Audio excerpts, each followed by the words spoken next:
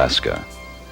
The Native Americans of the area called it Alyeska, which means the Great Land, a land of far horizons, magnificent mountains, rushing rivers, abundant wildlife, and great glaciers.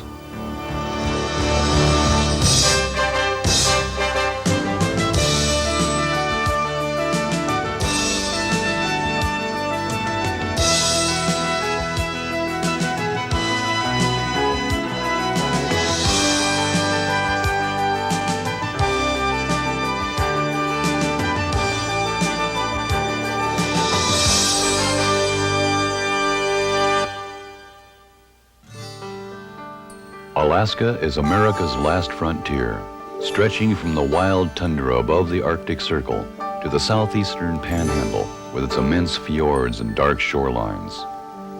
A vast wilderness land, 1/5 the size of continental United States, it is larger than Texas, California, and Montana combined. In a land with only 10,000 miles of road, much of the state is inaccessible by car, so boats and planes are common. Every trip in Alaska is an adventure.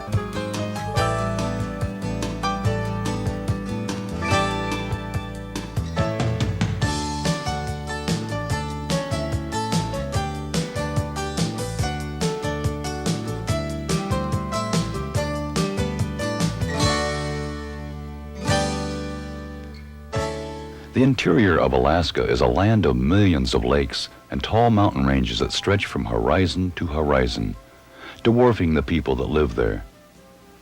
Alaskans are a diverse and energetic people moving vigorously into a changing future while holding on to the traditions of the past.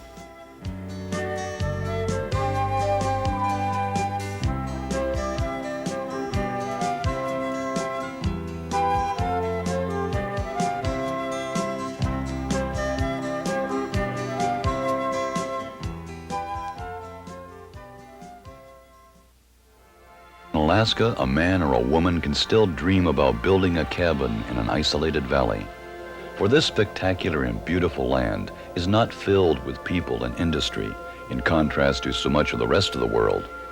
This is one of its greatest assets, space, open land with the wildness of the past. Much of it is held in trust in national parks for future generations.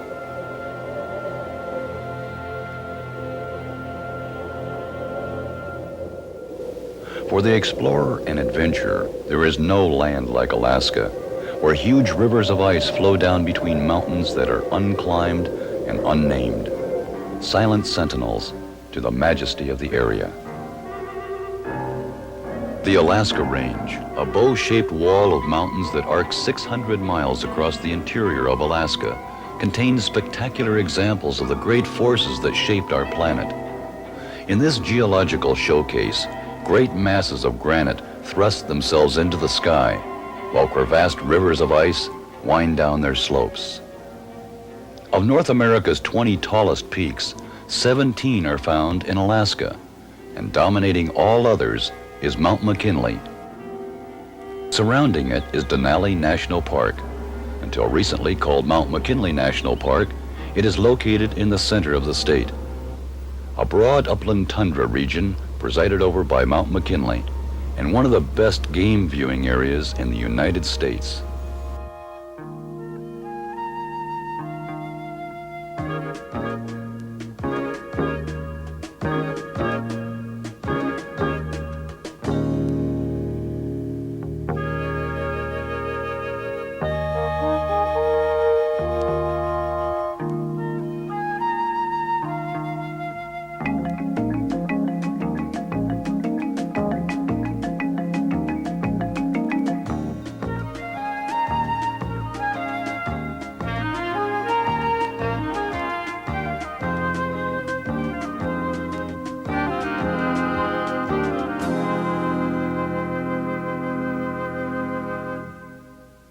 When the park was created in 1917, it contained over 2,600 square miles.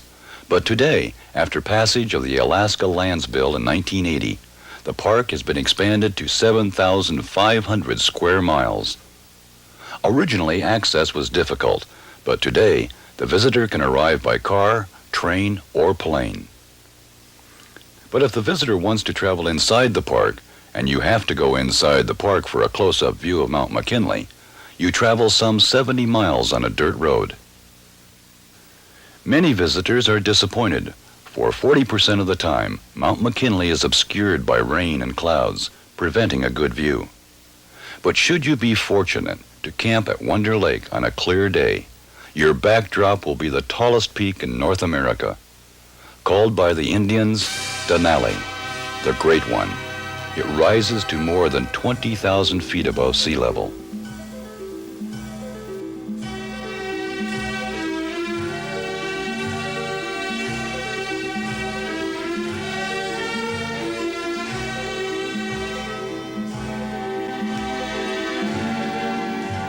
The Park Service provides a wide range of visitor services, from campground talks to escorted walks across the tundra.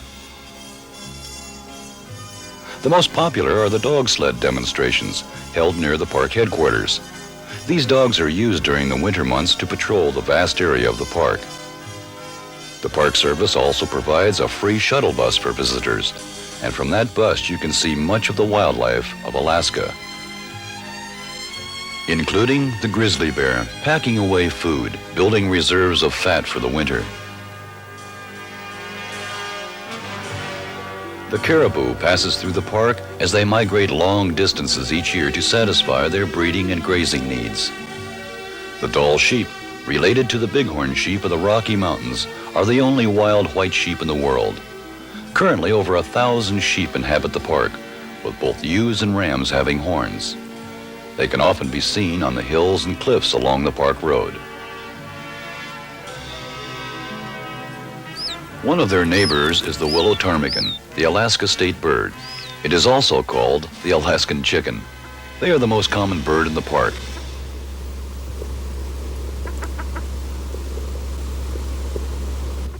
The Arctic ground squirrel eats constantly to build reserves for hibernating during the winter.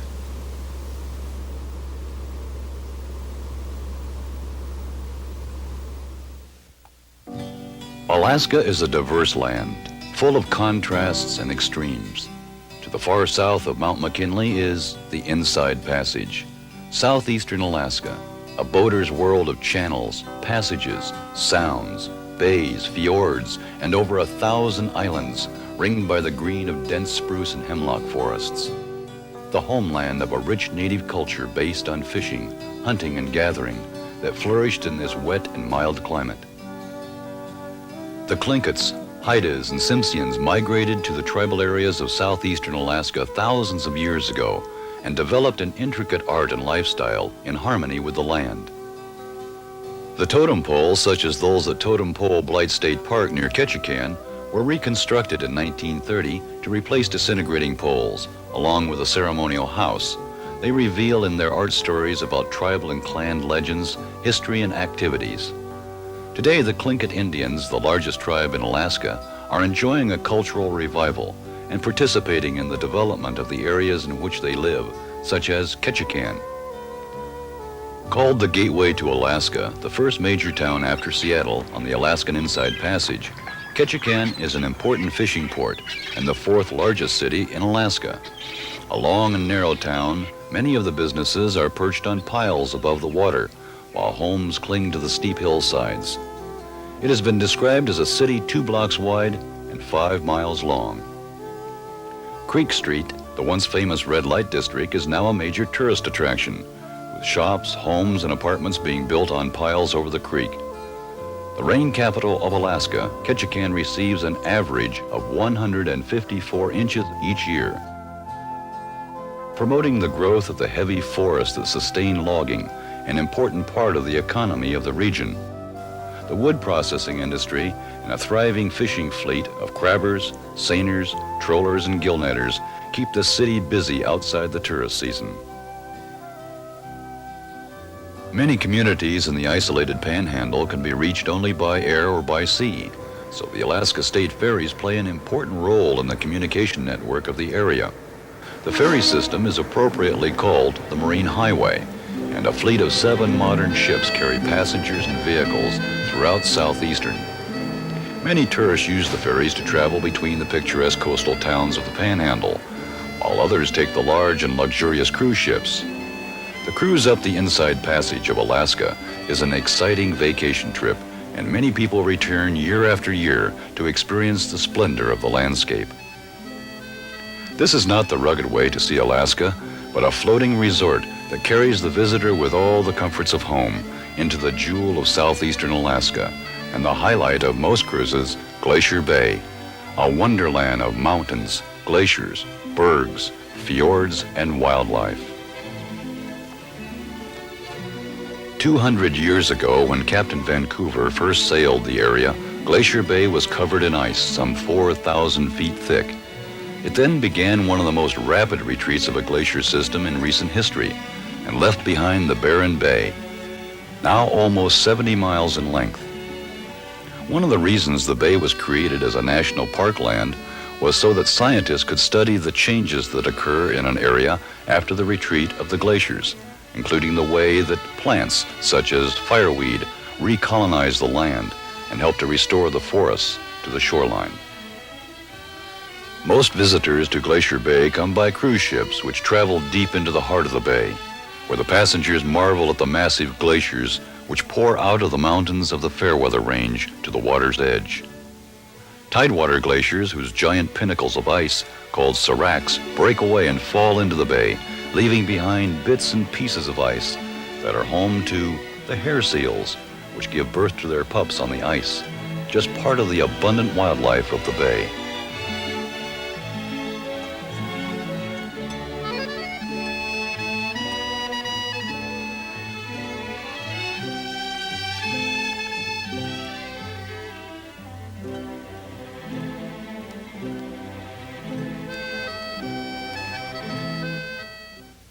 Just 70 air miles from Glacier Bay is Juneau, Alaska's capital, and the hub of air and sea transportation for the southeastern part of the state. Sandwiched between mountains and the sea, it is a modern city bustling with importance. As the capital, its skyline is dominated by government buildings. During the summer months, the streets are filled with tourists who explore its attractions, such as the Red Dog Saloon and the narrow Main Street filled with gift shops. On the back streets of Juneau is located the colorful St. Nicholas Russian Orthodox Church, dating from 1894. It has been in continuous use since that time. It is the oldest Russian church in Southeast. Juneau is the present capital, but before Juneau, Alaska had another capital, Sitka. The extinct volcano Mount Edgecumbe looks down upon historic Sitka, the fifth largest town in Alaska, located on Baranof Island.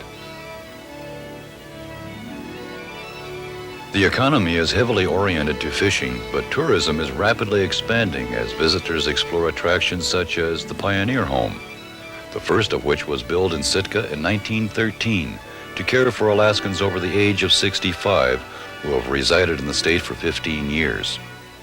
Many of Alaska's historical happenings were recorded at Sitka, and today it reflects those in its historical monuments. The Tlingit and Haida culture is preserved at Sitka in the National Historical Park, where an important battle was fought in 1804 between the Russians and Indians. Nearby Sheldon Jackson Museum, founded by the Presbyterian missionary, contains some of the best examples of native art and Russian relics in southeastern Alaska. During the Russian period, Sitka was the capital and headquarters of the Russian-American Trading Company. Considered the Paris of the Pacific for its rich and cosmopolitan life, the jewel of the city was St. Michael's Cathedral, built in 1844, until it was destroyed by fire in 1966. Many citizens heroically saved relics and artworks, which are now found in an exact replica built 10 years after the fire. The Russians first came to Alaska in 1741, and by 1830, a full decade before Americans had crossed the Mississippi River in strength, the Russians had spread their settlements up and down the coastline, trading in fur seals and sea otters. Then, at the zenith of their empire, Russian America became American Alaska in 1867. At first they called it Seward's Icebox, until gold was discovered in the Klondike. Then the rush was on. By the thousands they poured into the port cities of Skagway and Dyea. At no other time or place in recorded history have so many voluntarily subjected themselves to so much agony, misery, death, and glory as the 30,000 that struggled over the Chilkoot Pass in the winter of 1898. At the summit, they hacked out steps in the ice and called them the Golden Stairs of the Chilkoot. Once over the pass, they dropped down to Lake Bennett in Canada, where they built their boats. When the ice went out that spring, over 7,000 boats set sail down the Yukon to the gold fields. This was the insanity, the craziness of gold.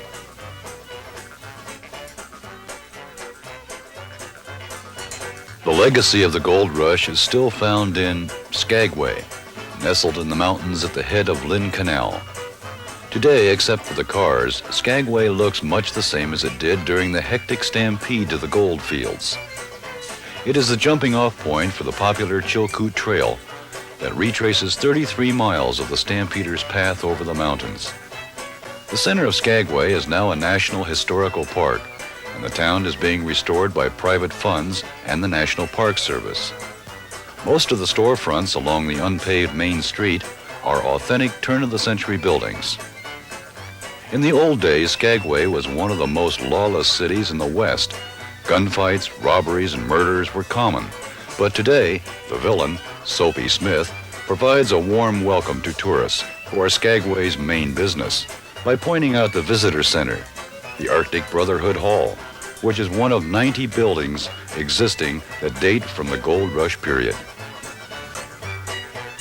Gold fever still runs high in Alaska,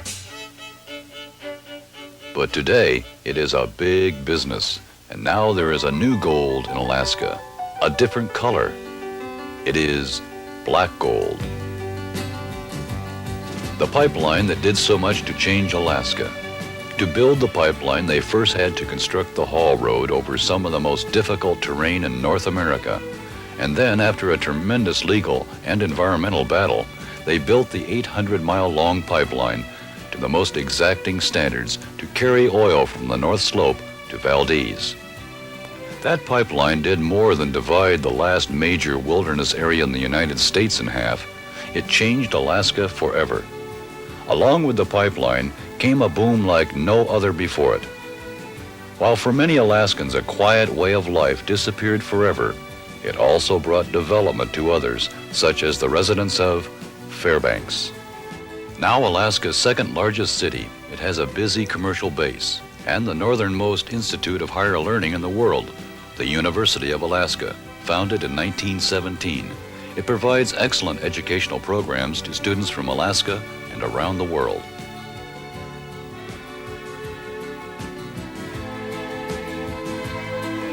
Alaska Land was created in 1967 to commemorate 100 years of American ownership of Alaska.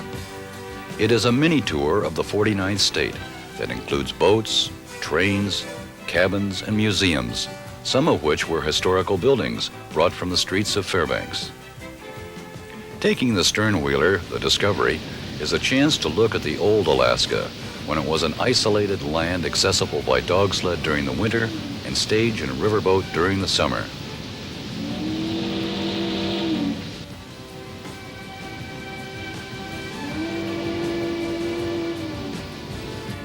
One of the factors that helped to bring development to the Great Land was the Alaska Railroad. Built by the federal government, it connects Fairbanks with Anchorage and Whittier and the sea, and takes visitors over some of the most scenic areas of the state.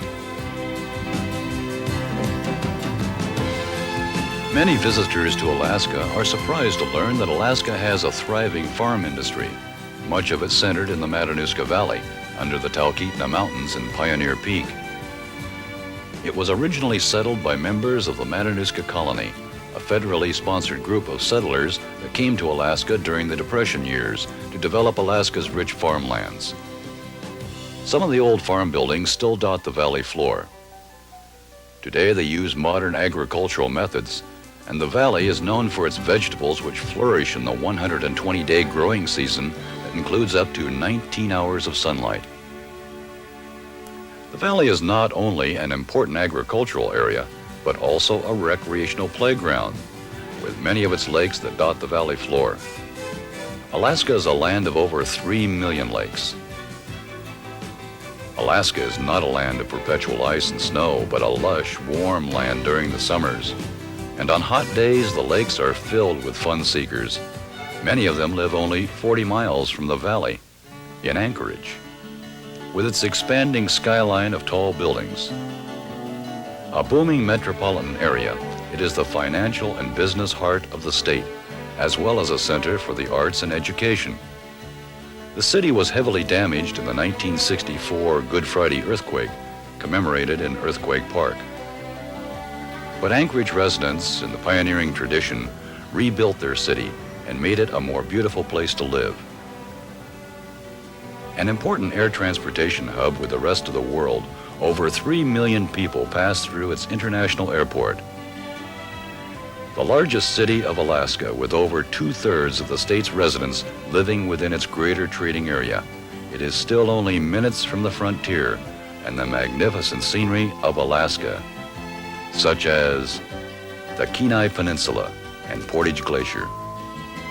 The deep blue glacier and the icebergs that float in the lake at the face of the glacier are a popular tourist attraction, one of many in the varied and interesting peninsula area. This area has become a favorite playground for many Alaskans. With its snow-capped peaks and rushing rivers, the Kenai Mountains have been called the Switzerland of America. In this rugged land, travel is often difficult, and the many floatable streams in Alaska provide a convenient and sometimes the only access to areas of the state.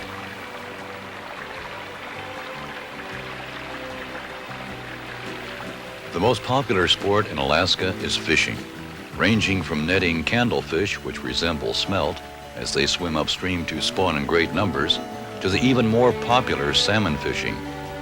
When the fish are running and the streams are open, Alaskans by the thousands line the major rivers in hopes of catching one of the species of salmon, the largest of which, the king salmon, can weigh up to 93 pounds. Homer, a small fishing and artisan village on the end of the Kenai Peninsula, is surrounded by the rich waters of Kachemak Bay, one of the best marine fisheries in the United States. From these waters they take salmon, halibut, crab, shrimp, and an abundance of other seafood. Fishing is one of the largest industries in Alaska, and the sports fisherman is not left out. It is not unusual for a family to go out with a crab pot in the early morning and bring back a feast of king crab to enjoy on the beach in the afternoon. Across the Cook Inlet from Homer and down the Alaska Peninsula is Katmai National Park and Preserve. This wild and remote landscape of lakes, mountains, forest, and sea is one of Alaska's oldest park areas, set aside in 1918. Difficult to travel to and through, it is one of the great wildlife refuges of Alaska. Along the rugged and wild rivers can be found during the salmon season the great brown bears of Alaska, the world's largest predatory land mammal.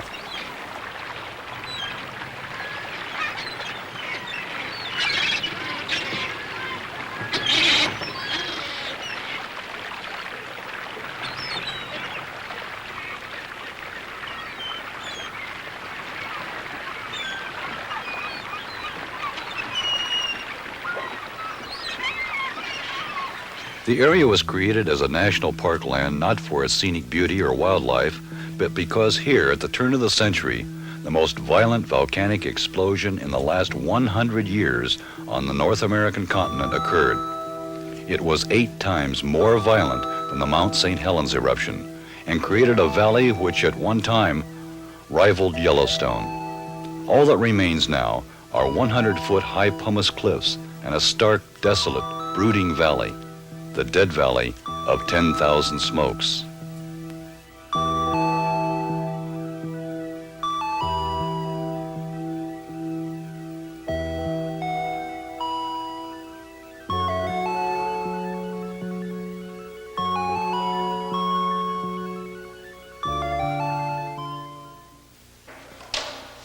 Far to the north in Alaska is the home of the Eskimo people.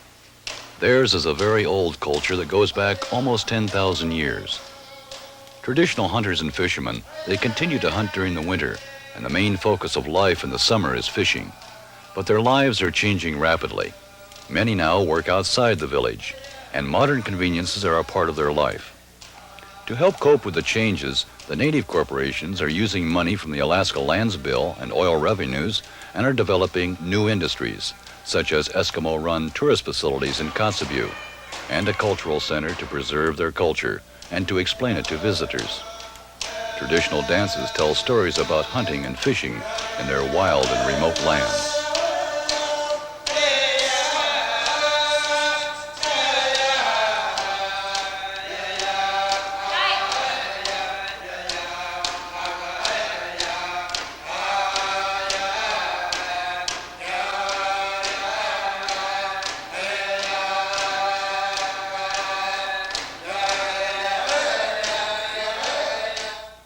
The Brooks Range of Alaska, northernmost wall of mountains in the United States, is the largest remaining tract of wilderness land.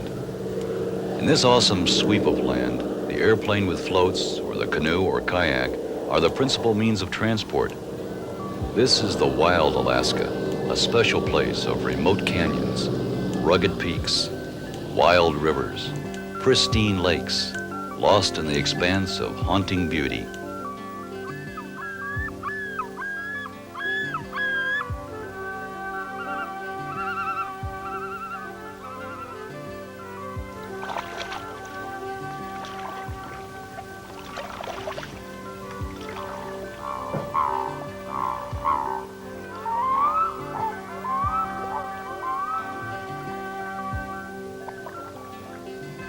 For the wilderness traveler in the gates of the Arctic National Park or on the Kobuk River, time has been suspended.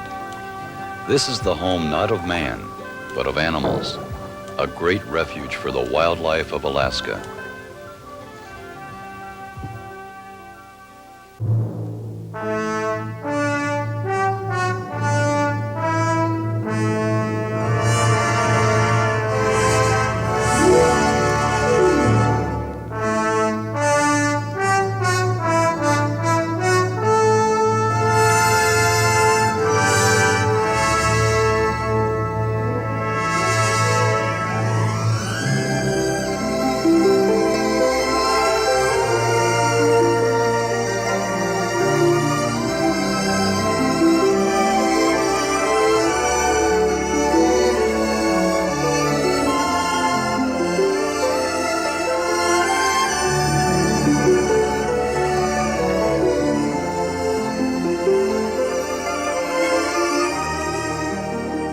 Alaska is changing.